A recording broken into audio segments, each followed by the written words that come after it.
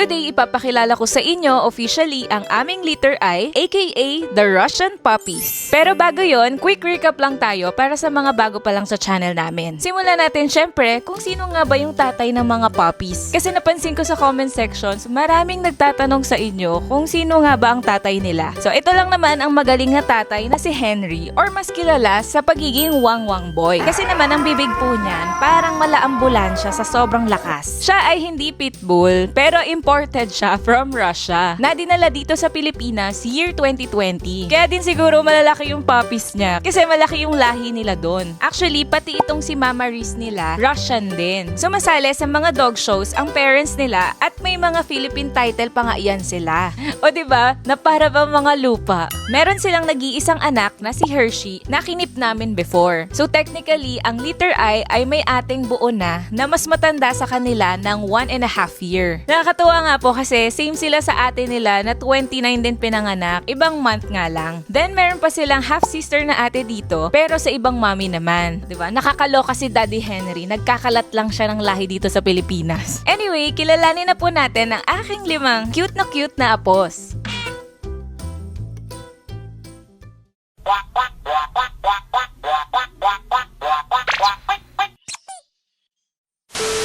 Hello friends, it's me, nagbabalik ang furlough ng taon, kahit kakasimula pa lang ng taon. Happy New Year po sa inyong lahat. I hope naging masaya ang bagong taon nyo. Kasi yung sa amin, very exciting ang naging bagong taon namin. Dahil nga po dito sa aking mga katabi. Hello! Hello mga be! Diba ang ganda ng nila ngayon? DIY whelping box. So, kikita nyo naman, ito yung bed, tapos ito yung whelping box nila. Kasi wala kaming proper na whelping box ngayon na gawa sa wood. Kasi yung luma po namin ginagamit, yung nadi-disassemble, wala na, bumigay na siya talaga kasi luma na rin naman, tsaka nabulok na siya. Yan, kaya ginawa po namin sila ng ganyan na mas malaki pa tong space na to dun sa mga whelping box before. Ay, andyan na si Mama Risi. Nagpati kasi yan eh. Where's Marie? Pasok. Ayan na, magigising na yan ang mga bibis niya. Maaamoy ang mama. Magre-resurrect na po ang mga zombies. So yan, ano lang to duvet. Tapos styro, may karton. Tapos sinawit-sawit lang namin ng mga pang-sampay. Ayan na, ang sinasabi ko. Punta na kayo doon. Ang mama nyo antay na kayo. Go doon. Ay!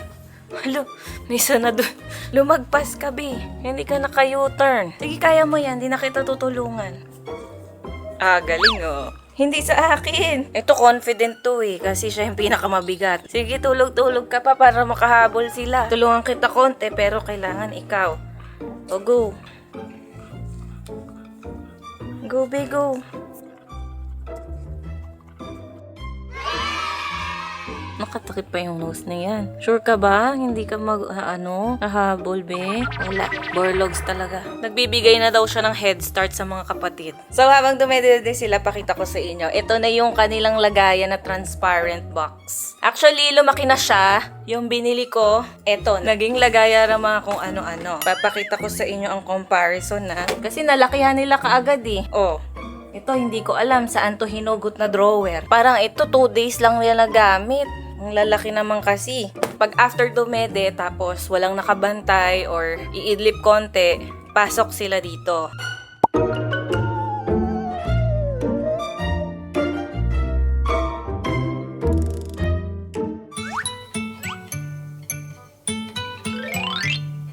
So, simulan na po natin ang pa-name reveal sa aking mga apos. So, paano ba natin to sisimulan? Kasi walang panganay sa kanila, walang bunso. Kasi, syempre, emergency yung nangyari kay Riz. So, hindi na nasabihan si Doc na parang niya yung pagkakasunod-sunod nila. Kasi parang list naman na yun ang concern. Kailangan buhay lang sila, yun yung importante. Gagawin natin to based dun sa kung sino na lang yung first batch na nilabas sa operating room. Tsaka kung sino-sino yung sa last batch. Buti na lang may video talaga kasi nababalikan siya. So, ito sila, yung first batch.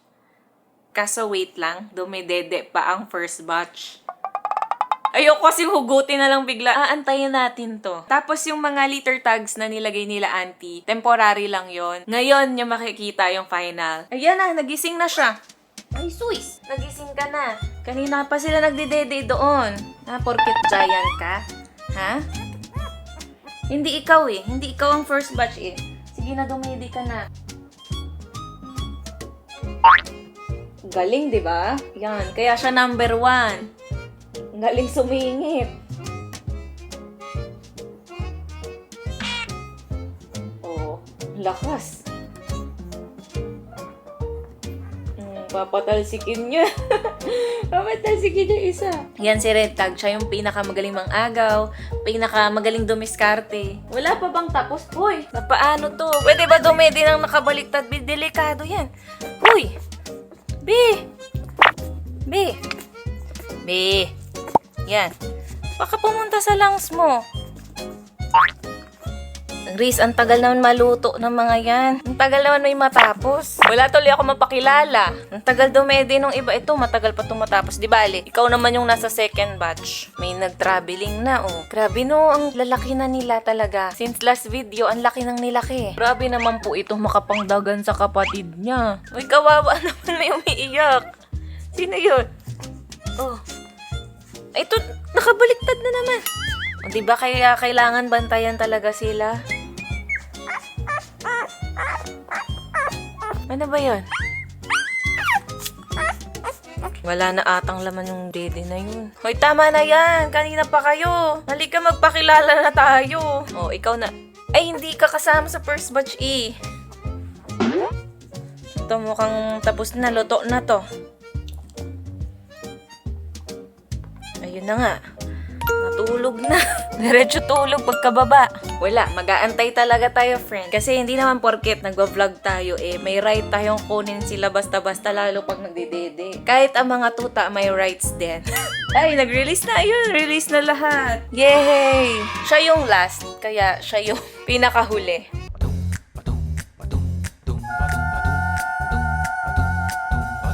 Yan, start na tayo sa ating unang puppy. Tada! Ayan, siya po ang unang puppy na ipapakilala ko. Blue tag po, blue tag. Sakto today, ika 1 week nila. Hello, I am Eli. Hello po, friends. Ako ay busog na. Ang laki po ng tiyan ko. Ito ay isa sa mga kuya. Oh, yung cute nila, grabe. Nakakamiss yung madami. Yun nga pala, thank you po sa mga suggestions nung name. Super daming nag-participate sa comment section. As in, G na G kayo mag-ambag ng names. Tsaka, ayun, binasa ko mostly lahat ng mga suggestions nyo. Nakakuha ko ng mga idea. So, napili kong name sa kanya ay Eli. Kasi, wala lang. Kasi yung pagsabayin ko na nga si isa. Tapos ito po, yung name nito, mostly sa inyo kilala na kung nakafollow din kayo sa Facebook namin. Siya yung green tag, at saka madalas kong pinopost. Kasi nung nireveal ko na buntis series, sinabi ko na magpapangalan naman talaga ako ng Ilyo. So, siya yon. Hello! Mag-hello ka, Ilyo. Kung mapapansin nyo, parehong IL magkasunod. Eli, tapos Ilyo. Napansin ko, yung mga ilong nila, tignan nyo, kagaya kay Reese. Yung may tinatawag na nose bar. Yung iba sa inyo, tawag nyo nose line. Parang nakakontour si Reese, diba? Meron siyang linya sa ilong na ganon. Ayan o, meron din sila mana kay Mama Reese. Finally, may namana na kay Mama Reese, kahit yung markings lang. Kasi hindi natin pa sure eh. Pag lumaki to, baka maging chipmunks eh. Dahil pareho po silang may mga nose bar. IL kasi malapit sa word na ilong. Wow, ang deep. Diba? Ang deep ng meaning. Halos similar looking tong magkapatid na to. Mas malaki lang to si Eli kasi siya ay 872 grams. Tapos ito si Ilyo ay 850 grams. So, konting grams lang naman ang difference. Oh, isang dede lang lamang niya. Ayan. So, ito ang dalawang kuya. Eli din pala ang meaning ay rising, high, supreme. Diyos ko, ayun. Kataas-taasan pala itong si Eli. Kaya pala lamang ng konti dito kay Ilyo. No. Pero may difference po sila konti sa face. Kasi mas ito yung perfect yung nose line niya. Dito kay Eli, parang half lang. Parang gumilid. Oy! Ay, ayaw na nang ipakita. Ayan, mas prominent yung kanya. Tas sa kanya parang kalahati lang. Medyo parang tumalbog yung marker. Ganon. Uy! Hala, nag-addict na. Ang babango kasi. Oh, next na. Yun lang naman masasabi ko sa inyo na Eli at Ilyo kasi ilong. Next. Ayan siya. Ito ang next. Judging by the tag color, alam niyo na, siya ay baby girl. Ay, hindi ko pala napakita yung dun sa dalawa. Eli, may pututoy. Para lang walang dayaan, no? Ayan, may pututoy din. Ay, ba't ang liit ng pututoy?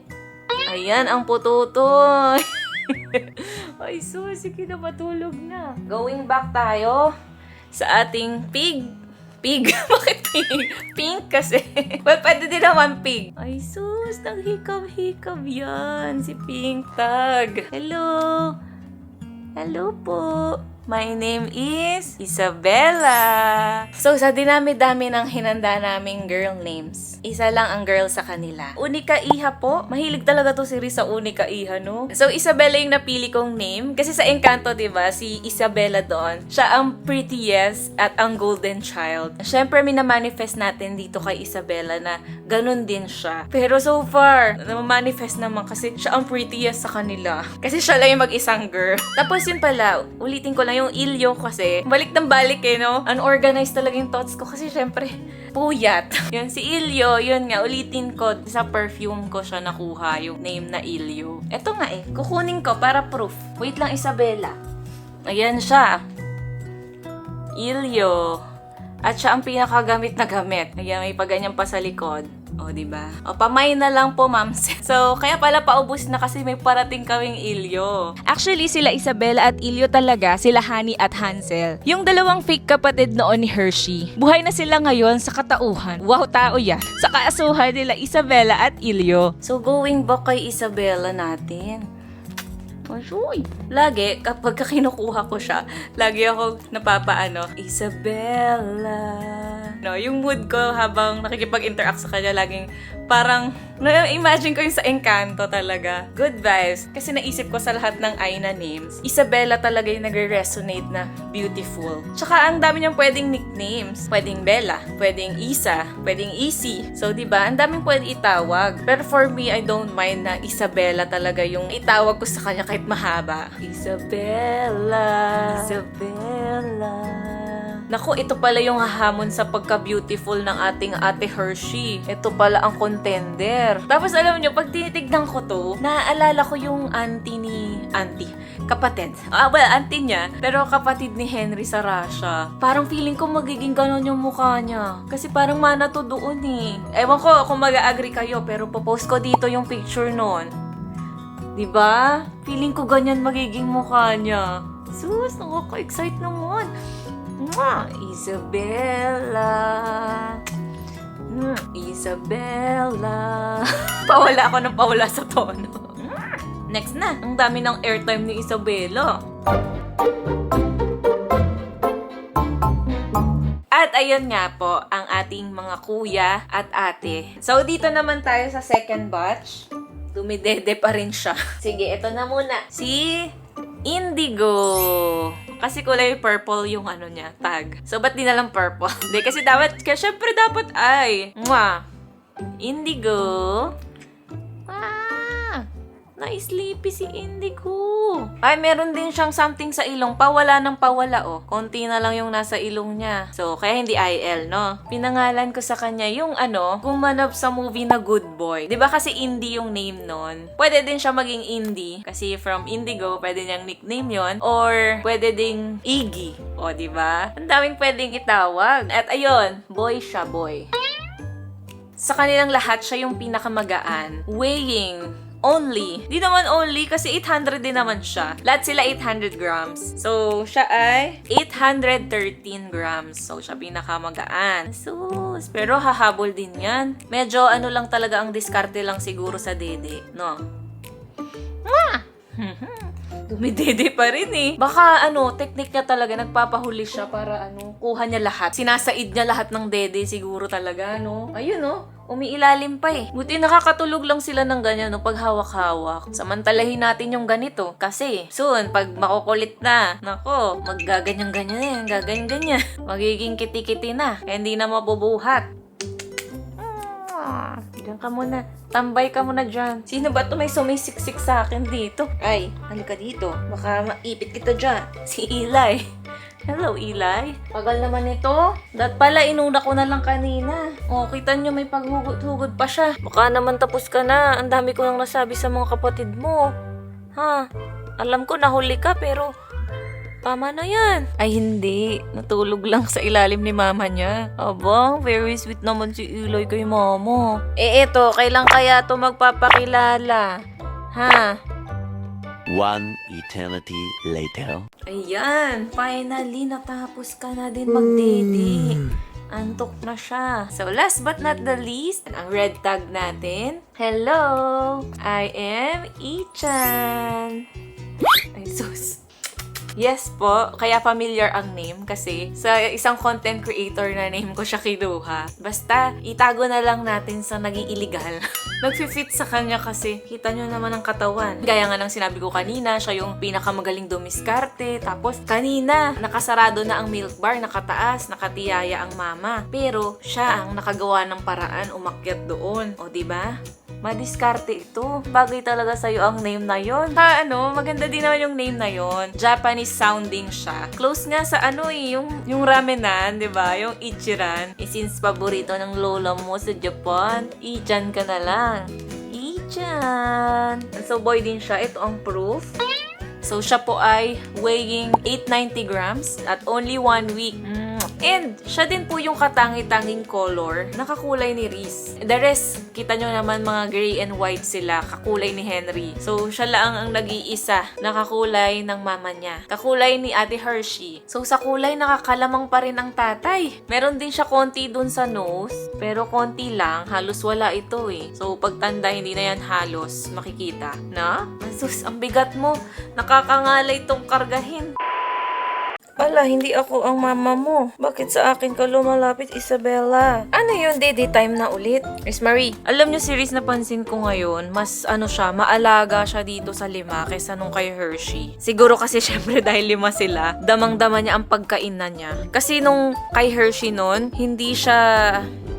Ay, ang tahe. Hindi niya masyadong inaalagaan. Yung nililinis, yung pempem ni Hershey, nagpapapoop. Hindi siya malinis. Though love na love naman niya si Hershey talaga. Pero iba naman kasi yung maalaga. 'Di ba? Ganun lang yun. Hindi nawawalan ng tuta dito sa milk bar. Laging meron. Kaya lang yun talaga. Yung nyo. Iba yung payat niya ngayon. Kaya ginawa namin? Na pinapakain namin sa kanya? 1.5 kilos ng pure meat. Tsaka pinagsusupa namin siya ng veggies. Yung mga malunggay, carrots, kalabasa. Tapos may chicken din yon na binoil. So bukod pa dun yung supplements. As in talagang inaanuhan namin si Reese ngayon. Kasi alam niyo pagka hinahag ko siya, kinakap ako yung dito sa may kilikili niya. Wala na, parang buto na siya agad. Iba yung epekto ng 5 puppies sa kanya na hindi ko pa rin talaga alam paano nagkasya.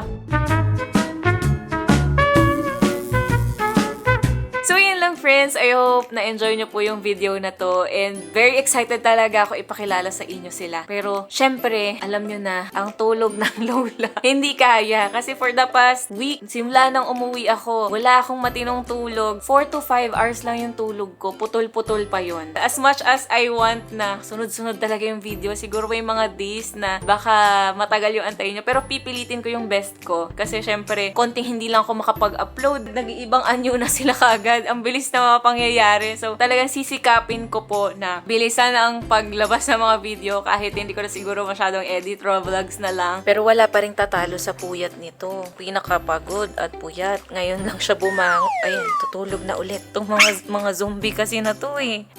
Didi ng didi. Magbabay na kasi mag-i-edit pa ako nito. Gusto ko na i-upload to kaagad, syempre, para ma-aware na kayo sa mga names nila. Habang hindi pa nakapag-latch, kunin natin. Eli, babay ka na, dali. Alam, naamoy niya na daw yung milk. Bigla daw siya lumutang. Babay na bago makadidi. Ay! Ala, sorry ka. Sorry na. Babay na. We'll see you on our next video. Bye! Yung mga tulog dito. Isabella. Sus, feeling ko talaga kaitsurahan to ni Henry eh. May kamukha na naman ng papa. Ay sus. Bye! Lord. Sino kaya sa kanila yung magiging junior ni Henry talaga? Kasi parang wala pa yung exact copy ni Henry lumalabas sa boy. Yung kapareho ng markings, kapareho ng size, ng balahibo. Eto, sure na ligwak agad kasi yung kulay hindi. Kahit boy siya. Pero pwede din namang boy na Henry kasi si Hershey nga boy. Ay, si Hershey boy. Si Hershey nga, girl version ni Henry. Di ba kita-kita yung mukha kahit yung kulay niya. Kakulay ni Reese. Babalik ka na. Ichan. Bye! Yung iba, hindi na natin uhugutin. Hindi. Bye! Ilyo. Oh, ang lakas. Dahan-dahan naman sa dede ng mama nyo. Ilyo, bye! At syempre si Mama Reese. Kunting tiis na lang dyan sa mga monsters na yan. Bye! Ganyan po sila pag kompletong dumidede. Ang lalaki na nila talaga. Ilang araw lang, hindi na sila dyan kasya. Ayun, gising na si Mama Reese. Uy, kakasabi ko lang na maalaga ka, be. Tumalsik si Isabella.